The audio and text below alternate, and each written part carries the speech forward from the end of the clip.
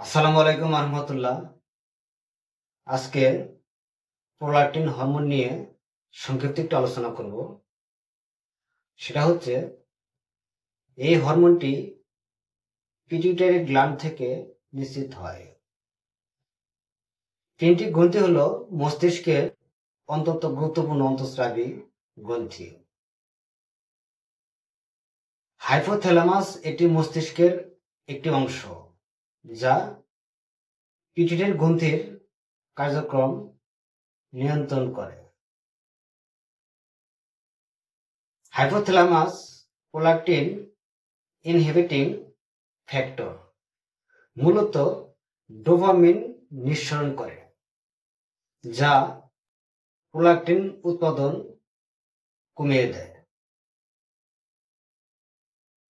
Anterior pituitary adeno হাইপোফিসিস pituitary গ্রন্থির সামনের অংশ থেকে প্রোল্যাক্টিন হরমোন উৎপন্ন করে। এটি ল্যাক্টোট্রোফসেল নামক বিশেষ কোষ থেকে নিঃসৃত হয়। প্রোল্যাক্টিন হরমোন এর প্রধান কাজ হলো স্তন্যপানকারী নারী দুধ উৎপাদন গুরুত্বপূর্ণ ভূমিকা রাখে।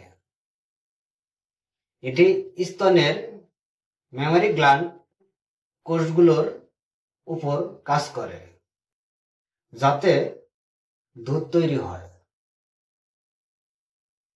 পুরুষদের মধ্যেও প্রোল্যাক্টিন হরমোন সামান্য পরিমাণে থাকে।